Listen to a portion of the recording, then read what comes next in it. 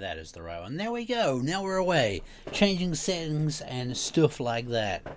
I'm just going to wait for a little bit. The, starting soon screen was very much outdated. We hadn't done that since we were still sponsored by Obsession Bows, so I couldn't run that one.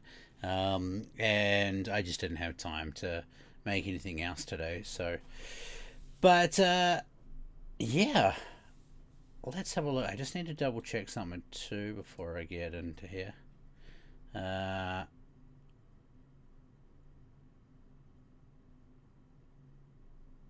Anyway, sorry, I was just reading something weird there. I'll be with you guys in just a sec.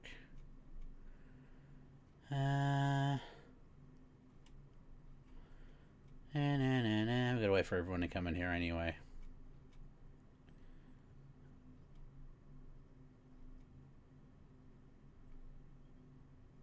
I don't even know. My brain is just not working properly.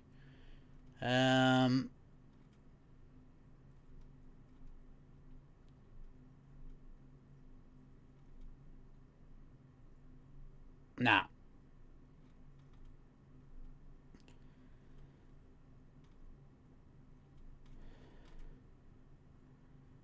It's... Oh, there we go. We're good. We're good. All right, here we go. Tunnelly, how we doing? T-Rex 10, how you doing, man? Good to see you. Has anybody... I'm so beaten. I've been hunting mornings and evenings from Sunday. Jesus Christ, it's been tough. Have you got any bucks, though? Mate, I've been basically sick all week. I'm still actually a bit sick now. I'm just taking some painkillers. I probably should be sleeping now, but, it's not so... I gotta do this. So, hey Flirty, how you doing as well? I was just saying too is that usually we do like a little bit of a pre-roll now, but the pre-roll's so old.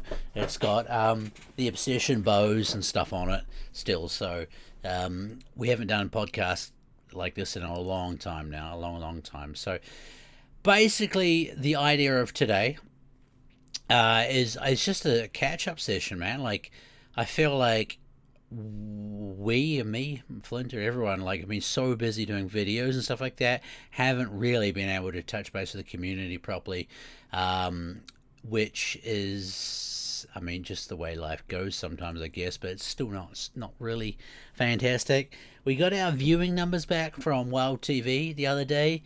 We got 150,000 views a month on there, which is pretty good. It's only just below the channel average is 155,000 views, so we're 5,000 below. But for our first ever season, that's pretty damn good. Super duper happy with that. Park movement's been extremely low. We have in $3 on good daylight rest. Almost. Oh, really, Tony? That's not good at all. Good. You guys have got... Hey, you finished now, right? Or are you still hunting now? I'm lost. I can't even remember when you guys finish. But yeah, so that's really good. The Wild TV was pretty damn awesome. I don't know if you guys, what you thought about that whole season. I really enjoyed putting it together. It was like 6 months of hardcore editing and stuff like that. It was incredible the amount of work we put into it. I don't think people quite understand, to be honest. Tomorrow morning's the last one. I gotcha. Well, has anybody shot any bucks, Tunnelly? Tunnelly's the guy I went hunting with in Finland, actually, so... YouTube all the way. That's all good though, Solar Slot. It doesn't matter, man. It doesn't matter where you watch it. What was your guys' favorite episode? I don't really know what my favorite was. Like, there's so many good ones in different ways, and yeah, I don't know. Maybe it's just a bit the Scotland one. Yeah, well, the Scotland one is pretty cool too. I really like that. It's just such a beautiful part of the world. It was so scenic and nice. No bucks on the ground yet, 3 fawns. I gotcha.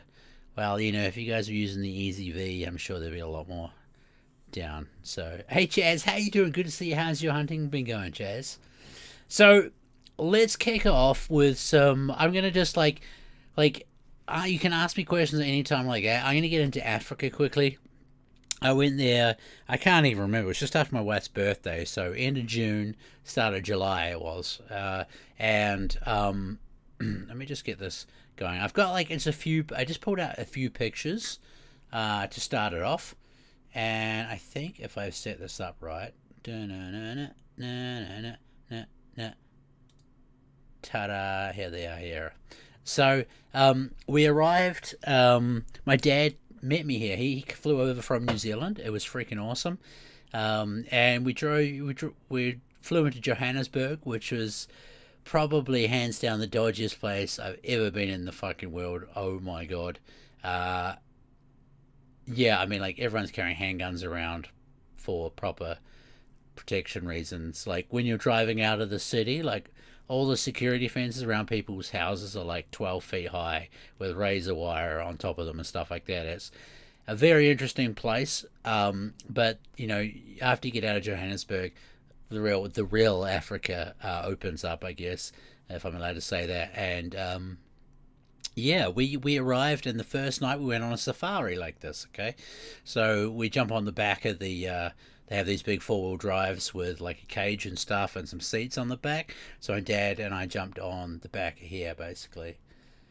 And that's to you, mate. Glad you for a real hunting, but Mr. Cornwall, best regards. Hey, it's all good, man. I don't know if you saw, like, if you go back to my personal channel of Tree Kiwi, I put out a video today on that one as well, just talking about the future of that channel and what I'm going to do with it. Just talking about digital hunting for a second. Do that too, play some digital hunting games. But you know, I've been in the woods here waiting on Dad. I don't know why you're waiting on your dad. Surely your dad would rather you were out there hunting, Chaz, than not. Like if my sons were like, Dad, I'm out hunting, I'd be like, that's great. I want to like hurry up and get there with you. Basically, like that's what, you know what I mean. Like I'd rather they're out hunting than not hunting. But anyway, back to Africa. So we went out on the first night on this safari drive, and it's incredible. Like they have some rules in that no one's allowed to shoot from any of the vehicles. So the animals aren't scared of the animals aren't scared of the vehicles, which is really cool because you get to drive around and see all this stuff. So here were some of my blessed buck and some zebra there as well. So that's pretty cool to see. Those are about the only zebra I saw, actually, from memory. They're quite shy creatures. I didn't really realize that. They tend to come to the waterholes after dark, so they're a bit smarter. But yeah, it was cool. And then this is my dad here. We're just setting up in the blind. So just getting the camera sorted. I had to take the mic off to fit it, well, actually, so it didn't stick out the hole properly. There's a picture of the blind coming up soon. There's like you can see some guinea fowl. Actually, can you see that? You can see my mouse. Yeah, some guinea fowl here across here as well. My dad filming some, I think, as well. So this was kind of pretty typical waterhole that we're hunting across. My brain's a bit scrambled actually, but I do believe it was the end of. Someone correct me if I'm wrong. Like end of June, July. Like the rain seasons are about now, I think. So the waterhole's kind of, you know, becoming a bit drier at that time of the year, I guess. So it's shrinking, you know. So it's pretty cool. This is the blinds that you sit in. Okay, now the scale of this is kind of hard to see, but you can easily fit 3 or 4 people in this. I'm talking easy. You can stand up in this as well, and it's quite deep as well. It goes back, and the idea is obviously it looks like one of those termite mounds. This one here has a little hole for the guide to sit in, so he's got a chair. And here I think I have some photos coming up, maybe of like what the blinds look inside. But yeah, it's very cool. And so they Sunguti Safaris, who I went with, and I'm now the European agent for them. They are investing in one property that's bow hunting only, and that's what it is. They're going to build these blinds, a few more of these blinds around the place. They already have 4 up, was it? I think so. It's pretty cool. And so they just use all the natural sands and stuff to build all this. Obviously, put concrete on it, but to color it and stuff, they use local sands, and it just kind of looks like a termite mound. The sunsets and the sunrises in Africa are just freaking stunning. They really are. They're absolutely amazing. The Yeah, it's the whole African experience. I don't know if you guys know, but I was really not very. I wasn't not keen, but I didn't have any desire. Like, I still have a much stronger desire naturally to go to America, like whitetail hunting or something like that. But because of the miller's bow hunting that I'm starting up, I wanted to go to Africa to experience it and to get a partner to work with there for the business. But now, after being there and coming back, I can't wait to go back again. Okay, so I guess what I meant by, like, I've always had a strong desire to go to America, I now have that for Africa, but probably even more so. It's just a completely different ecosystem, completely different environment. It's amazing. It is absolutely amazing. I really, really just, I don't know, I can't say much about it. Some of these interesting fellas, I've never had an animal look at me like I owed it money. Really not to be messed with. Well, I think we're on the vehicle on this one still, but here we are on the back of the vehicle. There's might be another picture I think I put in here. I was in a blind on the last day, and I had my camera, and I went click, and they heard the click, and they were all looking at me, or at the blind. And then I don't know if you guys know cows very well. It was kind of a similar thing, as they were like, "What the fuck is that? We're going to go and have a look at that." And I'm in that blind, which is just like a thin layer of concrete and mesh, right? Like, these would just mow through that, no worries at all. And they all start coming over to this blind, and I'm going, oh, fuck, I've done, like, bad things here, you know? And luckily, I just stayed completely still, and they only came about halfway across, and then they just kind of, like, lost interest and went back to drinking again. So, yeah. I've always heard people say once you've been to Africa, they have a desire to. Yeah, I just I've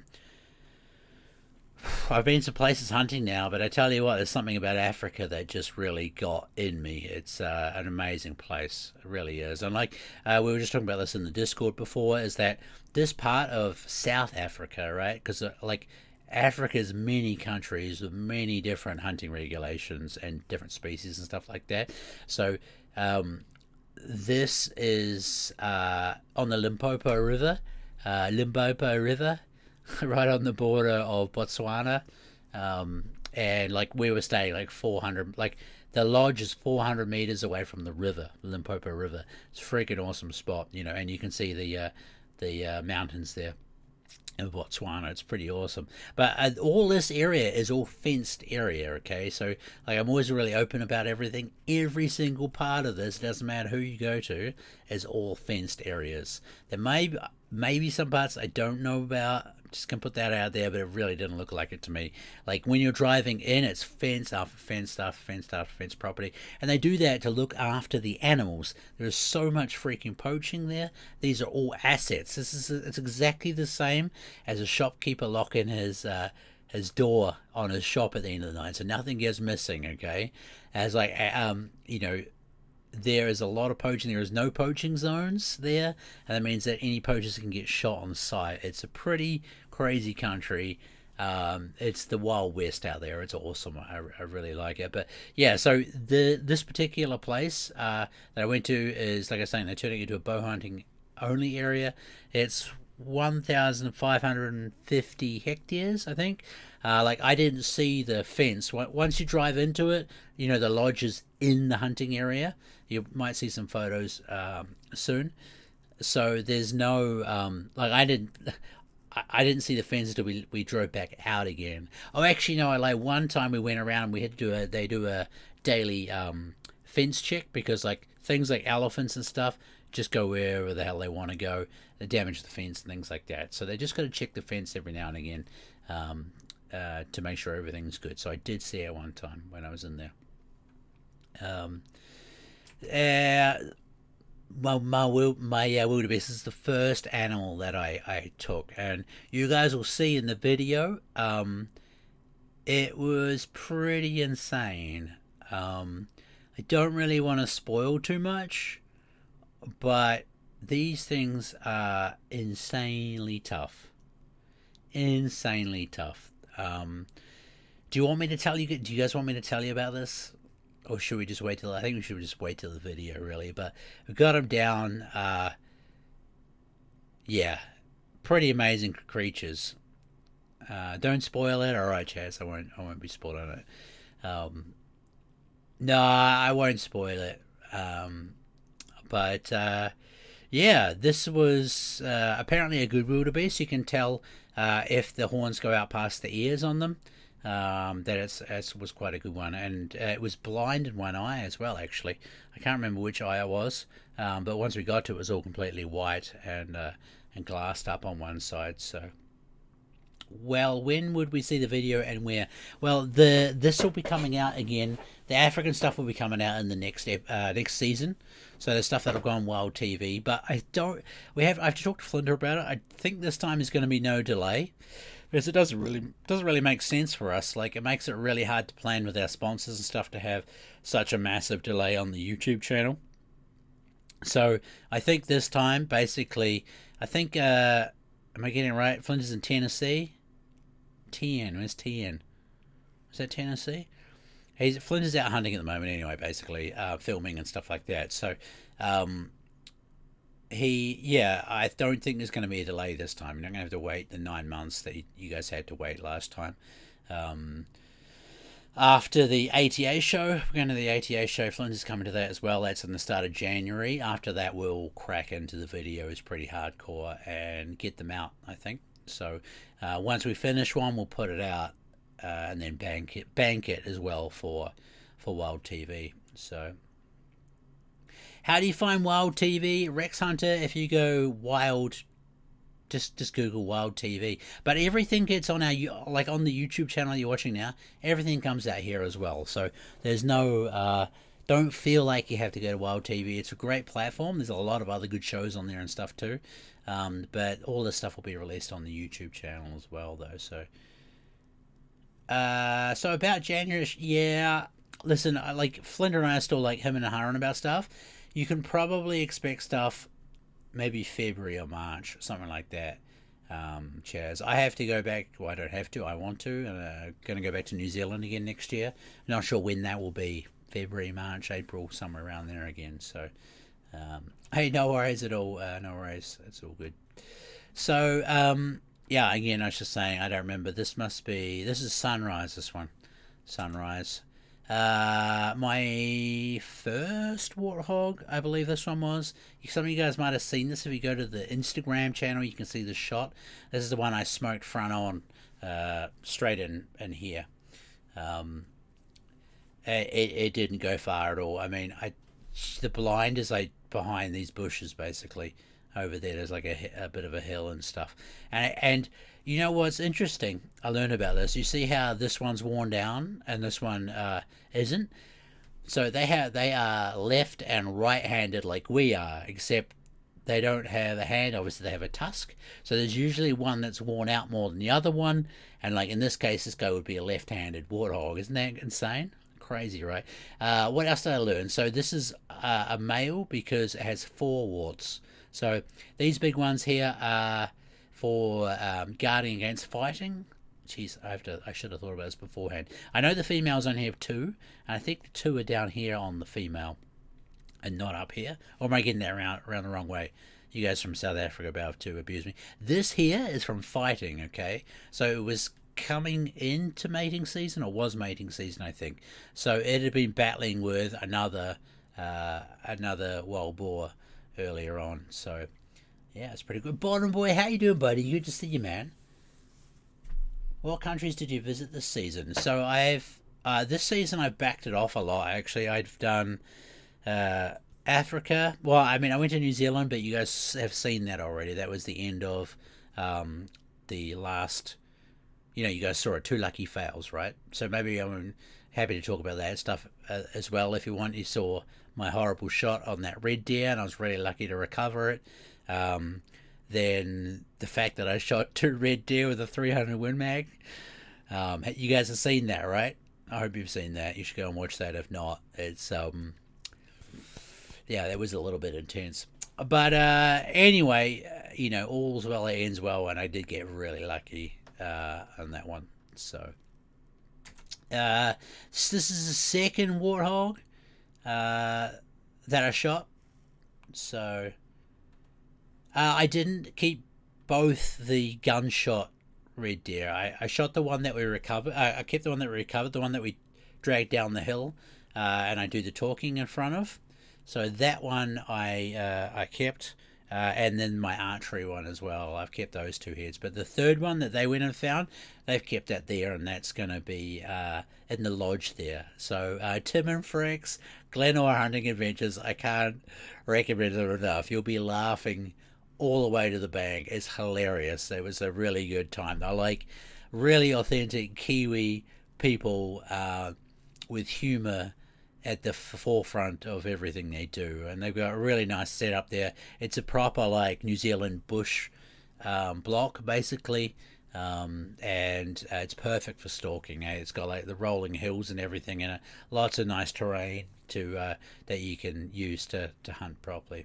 So the guide Dani has got 2 puncture holes in his thighs, one on each side. He was walking, and one came through and ran between his legs, and just did this quickly and put 2 big rips up the inside of his leg, and he thought he was a goner because the femoral artery was there and his blood pissing everywhere. But luckily, it missed his femoral artery, and he's still going. The sharp bits are actually, I don't know if you can see it properly, it's actually the bottom parts.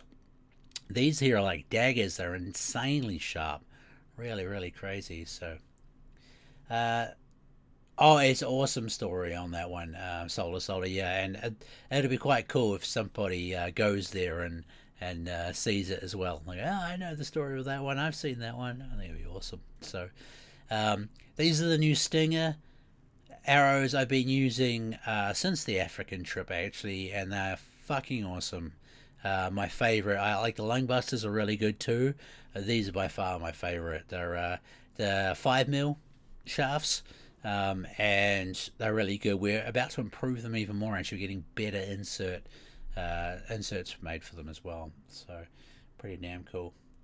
Planning on coming back to Scotland. I don't know. They want me to come back over, and I want to too, but I've just got to see what. Like my, I've been away a lot guiding and stuff, and I don't want to put too much pressure on my family when I don't have to. But basically, that same company want me to come and shoot some muntjac and fallow deer, I think, with them, something like that. I need to go. I need to find out. Rob's an awesome. Rob and Kate are awesome.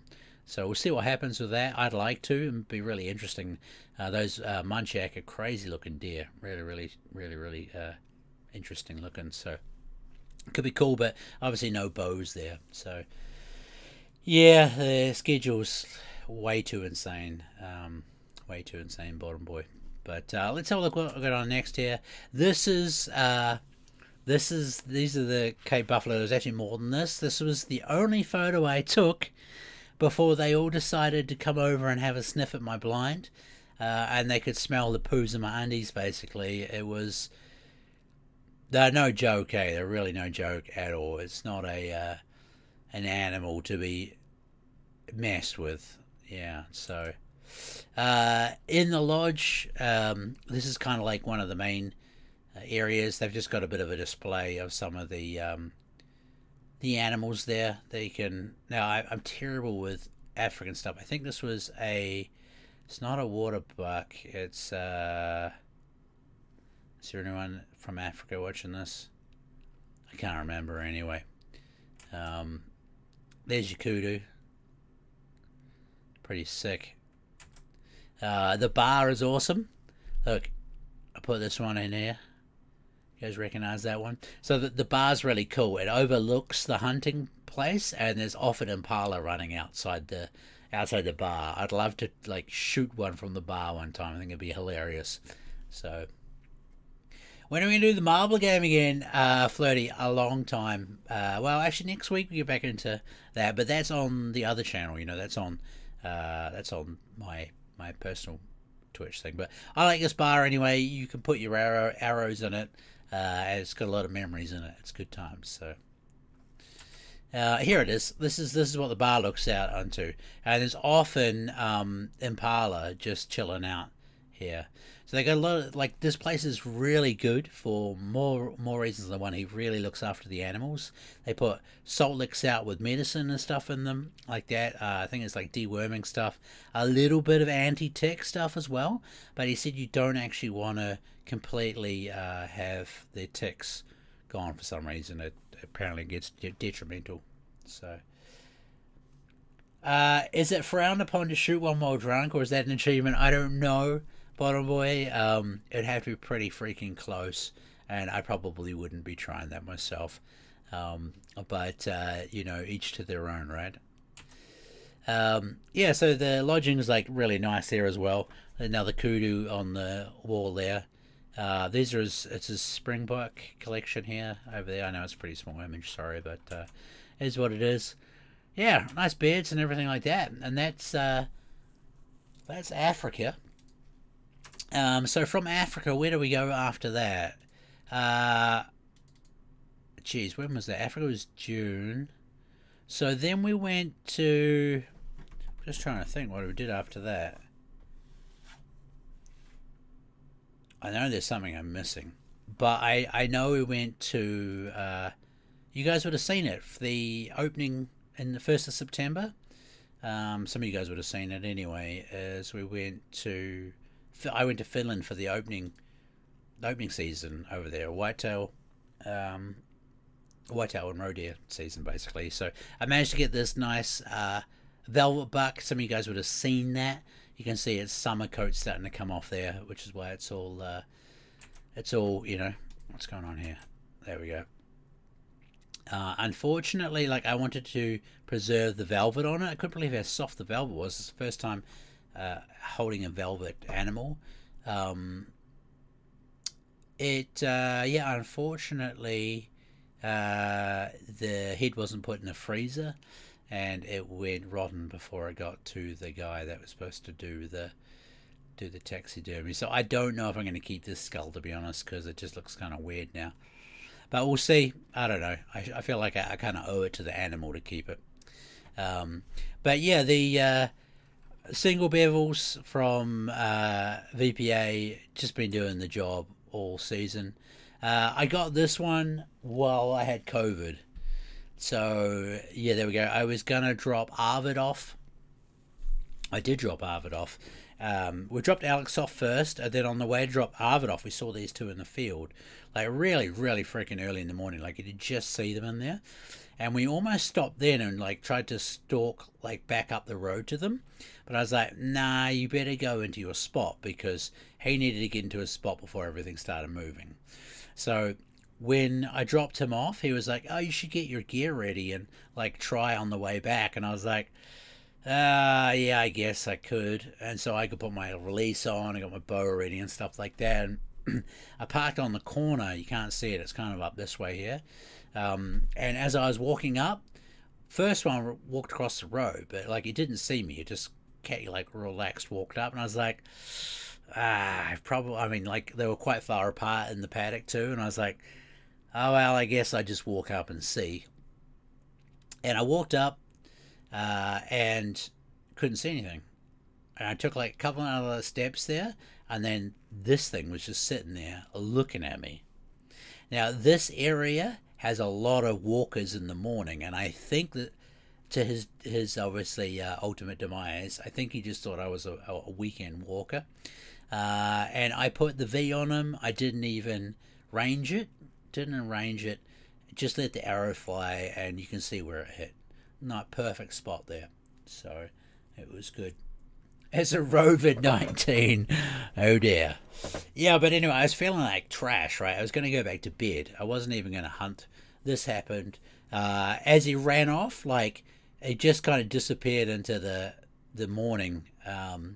just blended in, and like I had this feeling that I thought I saw him fall over, but I really didn't know. And anyway, so I went back to the car, I got my phone, and I said to Arvid, I just shot one. Couldn't, like, it was so dark, couldn't see any blood or anything. Basically, like, this is all dewy. You can maybe see in the photos the moisture on the grass, but it was just glowing, perfectly silhouetted in this in the grass. You know, it was like shooting a black silhouetted target, basically. And yeah, anyway, so we're gonna go Arvid. Arvid picked Arvid up. We came back, found the arrow. Oh, I think I'd already found the arrow. I can't remember the exact things, but I found the arrow, put it in the ground because it was so wet. The grass was a bit funny, like the blood, sorry, in the grass was quite watery, and I was like, like I don't really know where this thing's gone. We managed to, like, we had to wait again. We waited like another 20 minutes, 30 minutes for it to get lighter again. Then we followed the blood, and the blood stopped. And we're in this open field, right? And we couldn't see this freaking deer anywhere. And I'm just like, look, let's just get a dog to be safe, okay? Like, it's so freaking wet. I don't want to risk messing the trail up. So we called a dog in. Dog came in like 20 minutes. Like, it's part of the club there. And the dog owners love this stuff too. They love a reason to get their dog out and do some tracking, you know. So and basically, let's just say for argument's sake, the arrow I stuck in the ground, I don't know if you can see the cursor, was like here. It probably was back this way a little bit, but he had run through here, and this is like a big stack of hay. He'd fallen behind the stack of hay, and like, you know, like literally the one place we couldn't see that we should have checked behind, that is what had fallen behind. And the dog just ran straight over there and found the deer. So there he is there. Awesome doggo. He is. I didn't really realize what it makes sense that they get possessive about the deer. Like, if they find them, they think they're theirs. And so he was a bit like, give me, that's my deer, you know, but he was right. Really nice dog handler too. So it was awesome. G-Man, how you doing, buddy? Good to see you. Very good to see you. Hey, listen, and like, I really don't understand why they were illegal to start with, Bottom Boy. Like, for recovery of deer, you know, I think that's okay. Maybe people got, like, worried that people would use them to track deer to shoot them or something. But it just doesn't make any sense to me why you wouldn't use every resource you can to try and recover a deer, right? Because I know, like, in PA, what has it been legal 5 years now, maybe? Something like that. Like, I think when I turned up, it had only been legalized the year before that or something, so. Hey, G, thanks, buddy, and congratulations, dude, on your beautiful whitetail buck, man. It's got to feel good. It's got to feel good. What was I talking about? I think West Virginia, it's only been 3 or 4 years legal. There we go.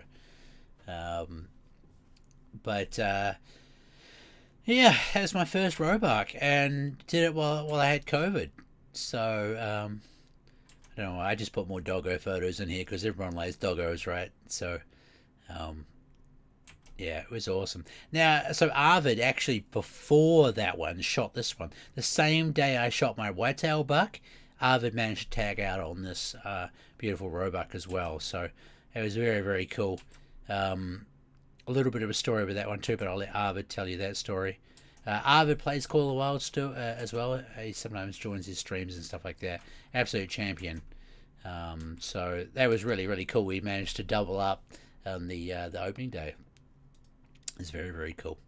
So then opening season happened, and then I went straight basically across to Latvia, and I did my first season guiding there. So I've got a couple of photos and stuff. Hey Taylor, how you doing, man? Good to see you. Have you ever hunted Cape Acaly? No, I haven't hunted Cape Acaly. Miro, birds don't really interest me too much, sorry. Ducks and geese, I could sit around and shoot them with shotguns. I think it's kind of fun because of the challenge and stuff. And I know that hunting Cape Acaly and stuff is a challenge. Like, it's probably one of the harder things, but for some reason something just doesn't click in my head with bird hunting. Moose, I went moose hunting last year in Sweden, and the team got a moose, which was cool. So I do have some footage of that somewhere too. I've got quite a lot of stuff that doesn't quite have enough to make a proper feature video out of it, like, so I don't really know how to present those because I still want to do like a good quality edit. But like the moose hunt and stuff like that, I'd have to go back and look at the footage again and try and work it out, because I missed a wild boar as well. I went out with a dog handler, and Nisse and his dog, and the pigs came back towards us. And I'd never fired the rifle before. It was someone else's rifle. I was lucky enough to borrow it, and I don't know what happened. I mean, there was nothing but pig in the crosshairs when I pulled the trigger. Complete miss. I mean, I missed it from like 30 meters maybe or something like that. I got that on film too, but I really don't know what to do with this stuff because it's quite fragmented. There's not a lot of filler stuff. There's not a lot of storytelling going on. I just kind of recorded things, so we'll see how it goes. Hopefully we get some shorts to tie us over to the Wild TV. So yeah, well, maybe I just do that. Maybe I just try and do some, at least you call them shorts, maybe, I don't know. So make a miscellaneous video at the end of the season just to recap the year's clips that didn't make a video. Man, that could work, Chaz. Derek, how you doing, man? Good to see you. Is there any animals on your bucket list that you'd like to hunt? Yeah, I got lots still. Elk. I like to go bow hunt elk in America. Mule deer. I still want a nice whitetail buck. I've got, a couple of, I've shot a couple of whitetail bucks now, but, I still want like one of those really freaking nice ones, Yeah, I don't know. I've got heaps really that I still want to hunt, and there's a lot that I still enjoy hunting. I'd like to try and get into some more pig hunting, some more boars and stuff like that, but we just have to see how we go basically. So just you like this with the footage getting shown, I'd enjoy that for sure. Video form instead of stream form, obviously. Oh yeah, sweet as bottom way. It's like a good idea. Maybe we can do something like that. Sounds good. All right. So then I went to Latvia and did my first season guiding there. We shot 17 animals total. This is just a sort of a clip of the highlights, if you will. So this is Carl. He's an absolute champion of a man. Yeah, had a lot of fun with him. It was good.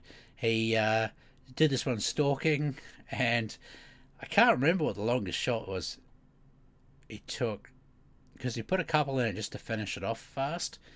I think one was at like 60 something meters, but really good shooter. Carl is awesome. It was good time. So this is a silver red deer, this one.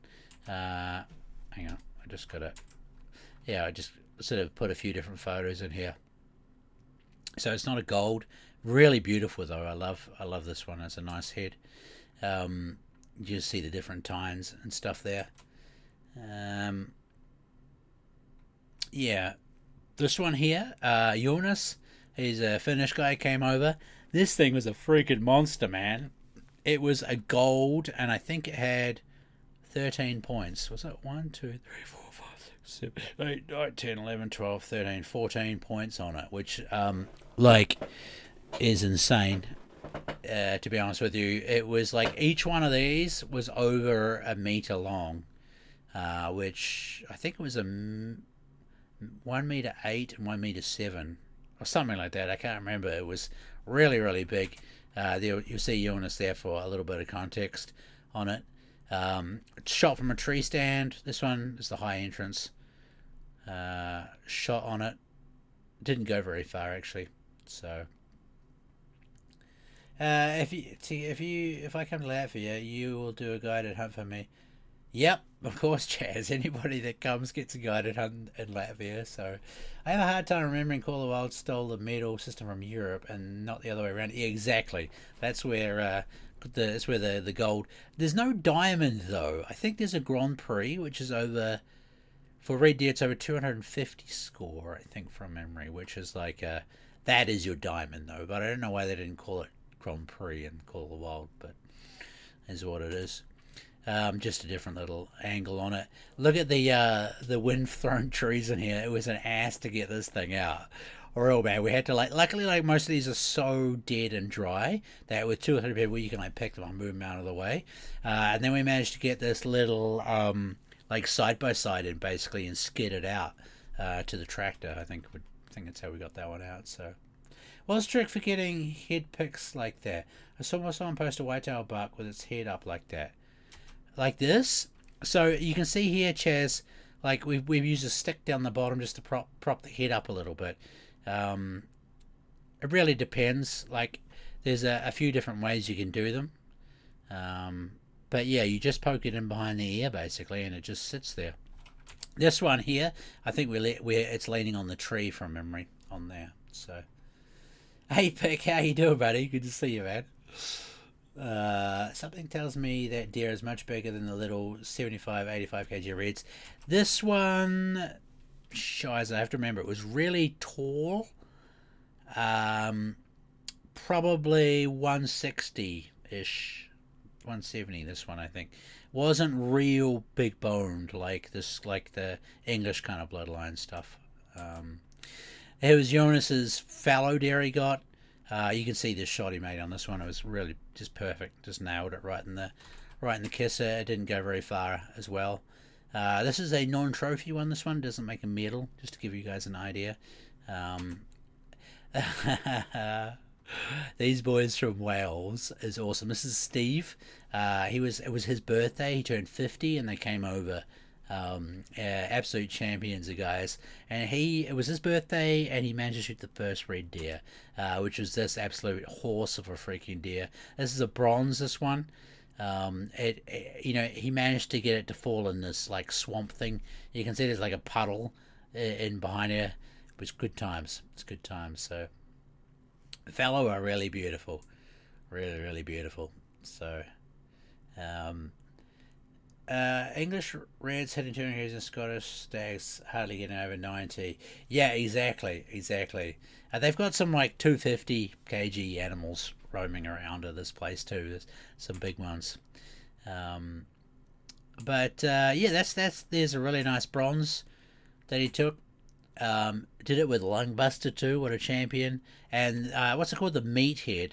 Is it a tough head? Is it tough heads that makes it? It just zipped through it like butter. Hardly even made a noise. It was pretty impressive, actually. It was really, he did a really good build there. So, here's Ken. Ken managed this absolutely beautiful. It turned out to be a gold fellow, which is fantastic. Again, great shot. This thing didn't go very far at all. Ken, another champion of a man. I think it was the Bowtech Destroyer 340, I think, right? That's what he got there. So, yeah, awesome. Really nice fallow deer, this one. It's beautiful. This is Arwell's deer he got. This is a bronze as well. Really nice. Kind of it's just unique. It's really wide and kind of symmetrical, but kind of not as well. It's really interesting. So, you can use crossbows there as well, Chaz. You can use crossbows. It's about the only place in Europe you can actually use crossbows, to be honest. So, yeah. So this was Arwell's bronze. And this was Pierre's gold. He shot, this thing was a gold. It was an absolute tank. You can go and see this video on his YouTube channel, actually. Pierre's, I can try and put a link on later. Pierre's Jakt or Wild or something that's called. The Swedish is awesome, but you can't get your hands around these bases on them. It is an absolute tank. It's insane, this one. Really beautiful red deer, this one. He made a really good heart shot with it too, actually. Absolutely smoked it. So, mighty good. Very, very good indeed. So, yeah, just trying to kind of catch everyone up. What have we got on now? So we've got the ATA show. So I think that's in Indianapolis, from memory. In Indianapolis, I got to book my tickets there. I am going hog hunting in Texas beforehand with a member of the community here. I've been invited. It's going to be good fun. Supposed to be meeting up with the ranch ferry too. I don't know if it's going to work. Everything's pretty tight for time wise. So I think we shot a bronze on our property. Maybe borderline silver. Don't think it's actually scored yet. I would definitely get it scored. So I can, if you show it to me, I can probably give you a rough estimate. I'm not too bad at it now.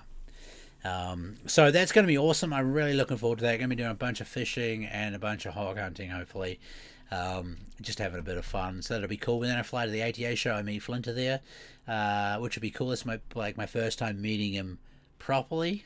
We've been working together for, 3 years now? Is that how long we've been going? And, yeah. First time ever that I meet the man. It's going to be great. So we're going to meet all the sponsors and stuff like that and try and get some new sponsors.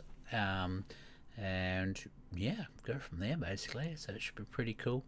But in terms of hunting this year, I don't really know. I'm supposed to go back to Finland again to do some more. I've been doing a whole bunch of PR stuff for Swedish bow hunting basically. So I gave I managed to select some Swedish hunting influencers. So Madeline Pettersson from Side by Side Hunting, she's an absolute legend. She came over with me and shot 2 red deer actually, and her bow's 40 pounds. Okay, I built her a really killer arrow combination, and she shot 2 red deer with that, and it was awesome. She did really, really good. So basically, the idea is just to start getting bow hunting in people's face more, making it more like common practice and more normalized, so people's opinions start changing about it basically. And so we've got Per, who you saw there with his nice gold. He came over as well. He's a Swedish influencer. And then Philip from Yak to Yak as well has a bow set up. So that's part of with Hunter's Friend Europe. So Hunter's Friend Europe supplied Maddie and Philip their bows and a few other bits and pieces, just to try and help that out. Hopefully we can get it legalized in a few years, but I don't know, we'll see. There's like a lot of people sitting on their hands in Sweden. I said it actually. I think we just had a freeze.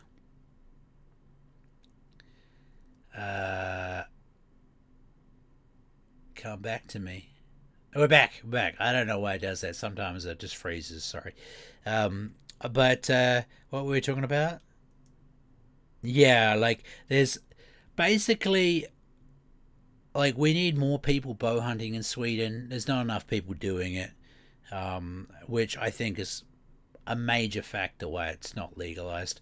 There's really only like at max 20 people in Sweden that bow hunt.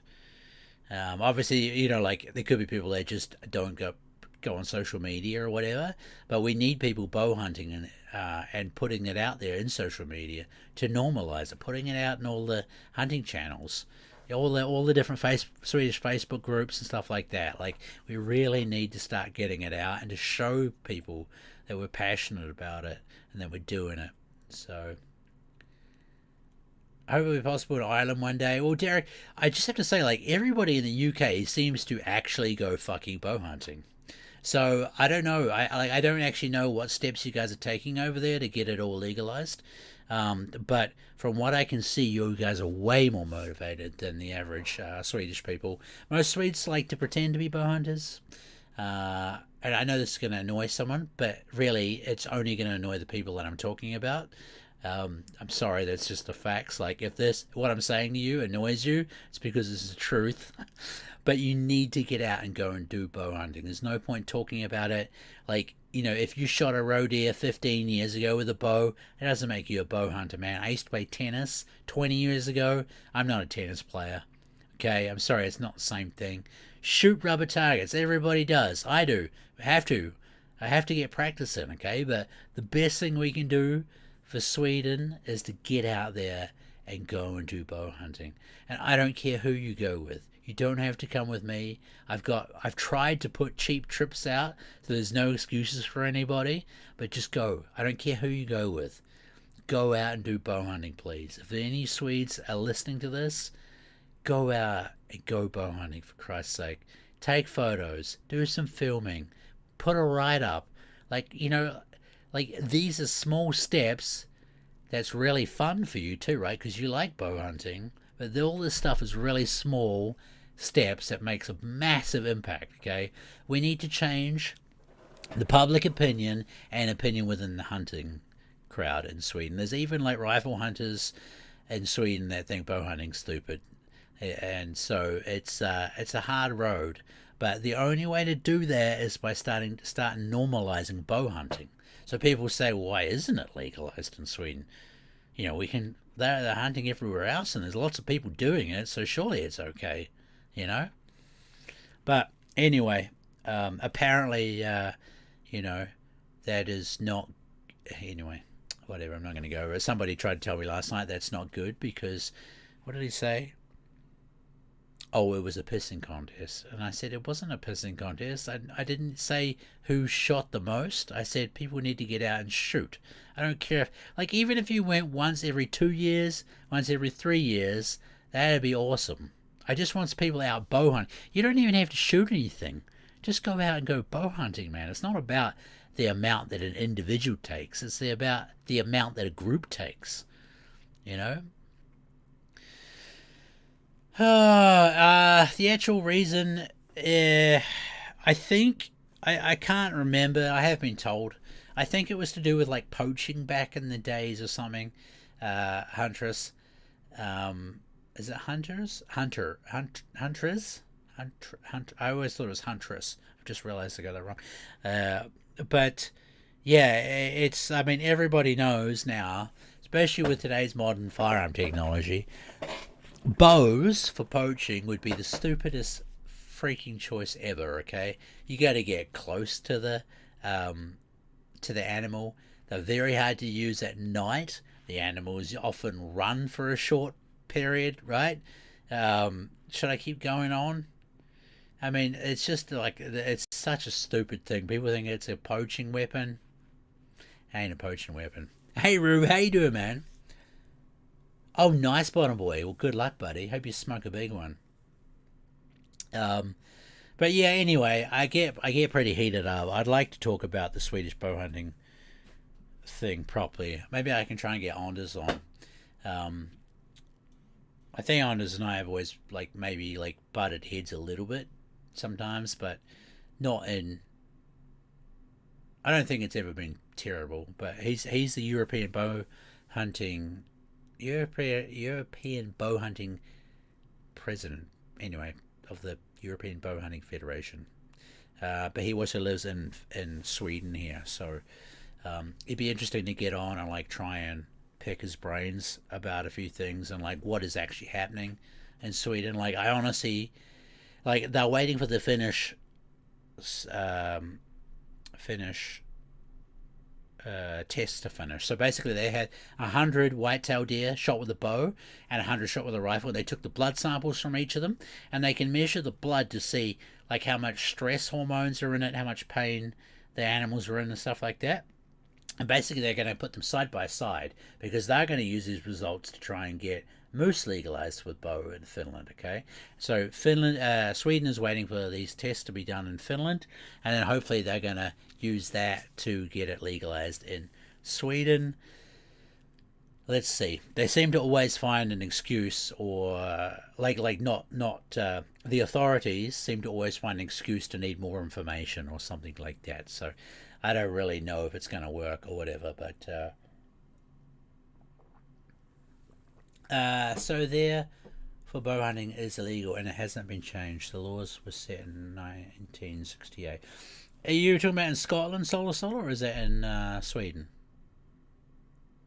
So the Ashby Foundation. Well, Roo, I got them all that paperwork. I got them all the tests. They got bow hunting legalized in Africa. I mean, what is it? Over 1,000 animals shot with all the data and stuff in it. And they said it wasn't good enough because it wasn't scientific enough.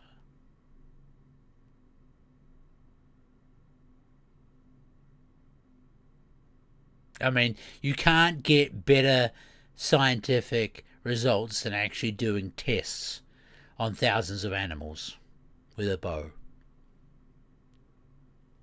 This is the kind of stuff that we're coming up against. And this was from people, let's just say, that are very close to the action and they should have been trying to use it.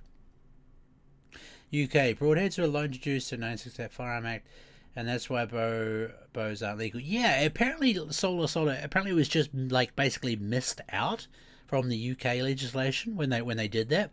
Because you're right, they were talking about ammo types or something, right?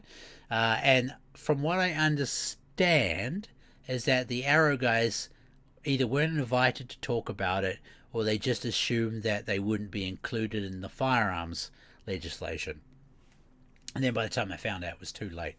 I think that's, yeah, that is unbelievable, Roo. It's makes me angry. But anyway, and I mean, that was like Ransbury tried to help. Like, he got all the documentation, sent it to me, and I sent it on to them. And yeah, it's not scientific enough, apparently. So, but anyway, like I say, is I really think I think the biggest problem is that hardly anybody bow hunts in Sweden. That's it. So, how am I to shoot a lynx with a bow, Dwayne? You would have to be pretty lucky, to be honest with you, man. You like from what I understand, you can do it in Finland. Actually, they get a lynx permit, and then they will tree the lynx with dogs. I think they find the tracks. Correct me if I'm wrong, Finnish people, but they find the tracks in the snow, put the dog on it, hope the cat goes up a tree, same as like a mountain lion, and then you can shoot them in the tree. Apparently, just what I've been told. Never done it myself, never seen it myself. So, Dana, how you doing, buddy? Not in Finland. That's what Eki told me that you can do it like that. So I don't know if that was Porky's or not, but that's who told me that you can do it that way. Firearm work needs a huge rework here, in your opinion. I don't know. Oh, that is accurate, Hosen? You can do that? Thousands of animals, not scientific enough. Yeah, it's kind of annoying. It really is. So, yeah.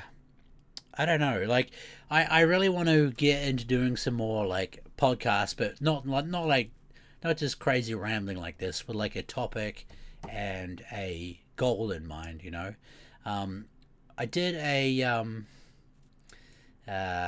good podcast with Ira the other day, a Hills bloke, and it kind of like he said some stuff to me afterwards. Like, I've never wanted to do videos on bow setup, and I probably wouldn't do that, but on arrow setup, I didn't want to do anything technical at all, like how-to videos on archery, because I've only been doing it 3 years. 3 years? I think I just did it. 3 years, I think. 4 years, maybe. And I just, like, I feel like there's no credibility in doing it when you've been doing it such a short time, right? But he kind of pointed out and said to me that, like, clearly what I'm doing is working, because I'm shooting a lot of animals every year, having a lot of good results, and so, maybe starting to talk about some of that stuff is not a bad idea. Make some videos on it or something. I don't know. About 60% of hunters bow hunt here in Alberta, Canada. Well, that's interesting. How many hunters do you guys have? I actually thought it would have been higher than that, huntress, to be honest with you. So, yeah. Yeah, so I don't know. We'll just see what the go is. basically. But that Darton bow is freaking sexy, man. It's very stable. If I compared it to the last Obsession that I had, the Obsession was way faster, but you had to work a bit harder to keep it under control. It was a hot bow, that Obsession. The Darton's only a little bit slower. It's 330, I think. The Spectre E is, where the Obsession was 353. And the Darton is just like, like I never understood what people mean when they say dead in the hand. Like I just had never had a bow like that. And the Darton, you just hold it out and it's just there it's ready to roll. And it feels so nice. Like it feels really, really nice. It's definitely not the most, what do you want to say, like fancy looking bow compared to like you look at like, the Matthews and the Hoyt and stuff like that. But I tell you what, performance wise, it's pretty hard to beat. And it's really smooth on the draw cycle. It's nice. I'm really loving it. I'm really, really loving it. So I'm glad we made the switch. They're much better at communicating than Obsession. I don't know if you guys know, but that's why we basically threw it in with Obsession. Unfortunately, like even Dana, who's in here, had massive bow orders. Hang on.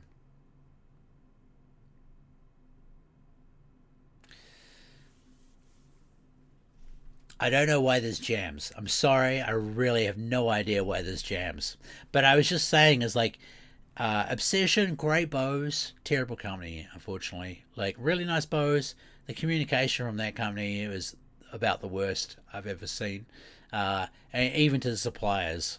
We're here trying to promote their bows, and you can't even order the bows, basically. And they're just like heaps of empty promises all the time. Where Darton's completely the opposite. Like, I just chat to the guys there quite a bit, actually. They're awesome. Really, really good. So, let me have a look. About 160,000 hunters. Oh, that's pretty cool. Crossbows are also considered archery here, except for people who apply for a disability permit. If they were allowed, I'm sure be a lot more. Well, I mean, that's why they did it in PA, I think, actually, Huntress, was to try and get more people into the archery season, to try and get more deer control happening. So they're owned by Martin now. Yeah, they are. It's such a shame, man. I like the bows. There's nothing wrong with the bows. They shoot so good. It's just, yeah, like, it's not nice trying to represent a brand that you kind of don't really feel like they care about you, or they care about the customers. Maybe it's because they're in Europe too. Like, there is that whole thing too, where a lot of American companies just don't really give a shit about Europe, to be honest. So, do I keep the same poundage for all animals? I do, Derek. There's no point not keeping the same poundage. I mean, the hole's no bigger. There's no more damage. You know what I mean? Like, it zips through this and leaves the same from 40 to 70 basically. So does crossbow count as bow hunting? In some parts it does. Yeah, it does, Dwayne. It does, bud. So TJ's Darton's very smooth. I loved it. Did you have a shoot of it, Bottom Boy? It is really nice, man. It's really nice. And sadly, they offered the American flag a little bit too late for Flinter. He was going to get the Freedom Flinger the second. You can now get the Darton bows with the American flag. What do you want to call that? Decal or something. So,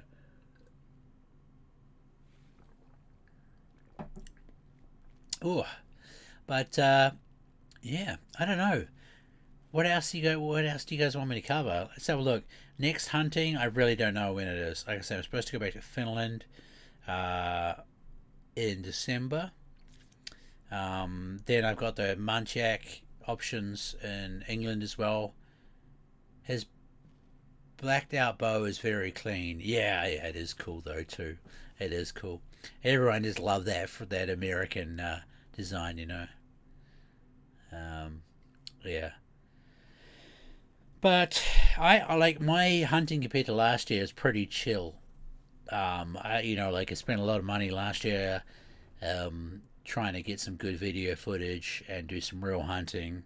And this year, like, I have to prioritize a little bit more into business. Like, I don't work at Expansive Worlds anymore, so trying to grow the Miller's bow hunting.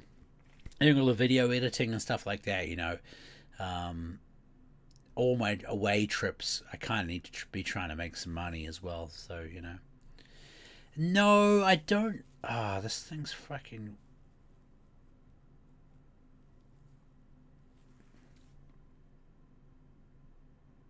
I don't know why this freezes. That's really freaking annoying. Um, I might write into them and ask. I'm not going for Chinese water deer, solar. Apparently they're not in where we're going to go and hunt. So, what dates are you going to be stateside? I wouldn't mind making the trip to Indy to see this show. So we are, I think it's the 10th. Let me just open up this. It's December, January. 11, 12, 13 of January is what it is, Bottom Boy. The problem with it, though, bud, is that you can't get into it. Like, public can't get into the show. You need to have a ticket, which is kind of hard to get. Hey, Edward, how you doing, buddy? Good to see you. Come get on the Munchak, bro. Yeah, that's what... yeah, I was just talking about it. I got invited from you as well, but I got invited from Rob and stuff from Benula to come and do a bit of like a small grand slam fellow a Munchak seeker or something. I can't remember what he said. It just said, "Come over. We got lots of options here for you." And I was like, "Okay, well, you know, let's give it a go." But that's not confirmed. They were talking about something in Africa as well coming up. So I don't know. We'll just see. But they're a good bunch of people. I like working with them. So, yeah. My boy is due to be born early Jan. Injuries. Yeah. Do not.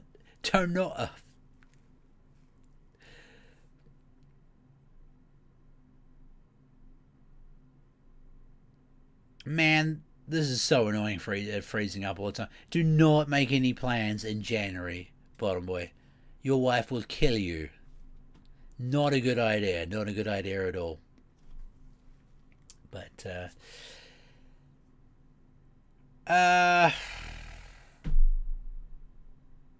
Ed, you want to come whitetail hunting in December, mate? Got one trip going. Edward's in the UK there. He's a good bow hunter too. Yeah.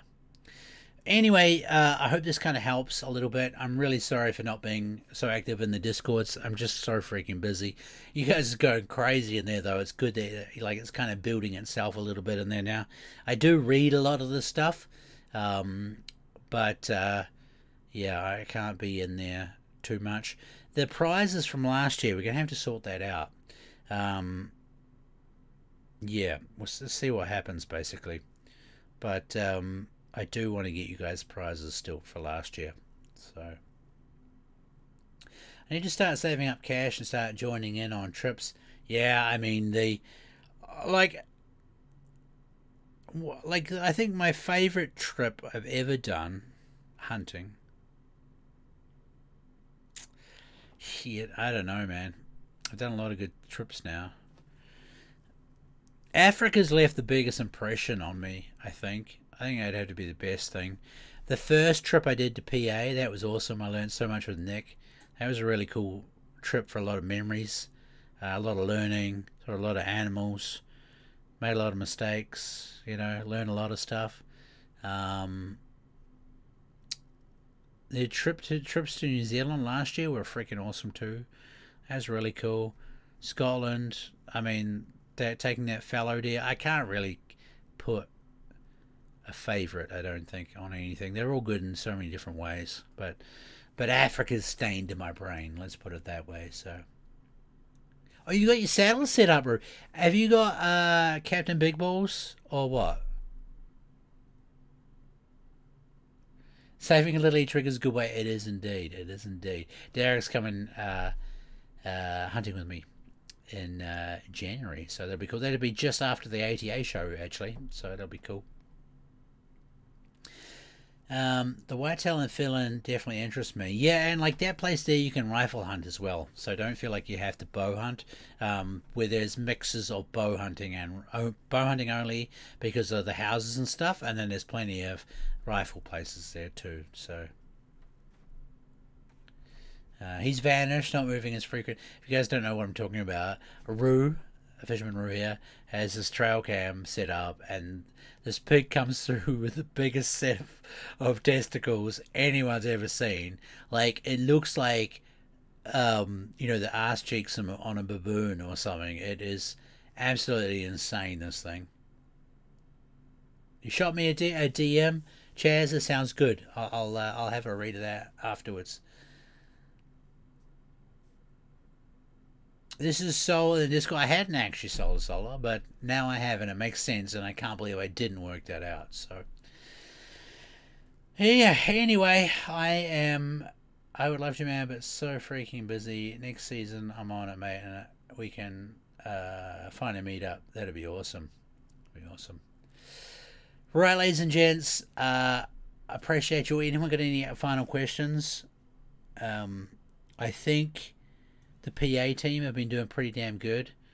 Obviously, Flinty got a nice buck with Bottom Boy. I do believe Ike has a deer down. I think Kyla has had a couple of shots at deer.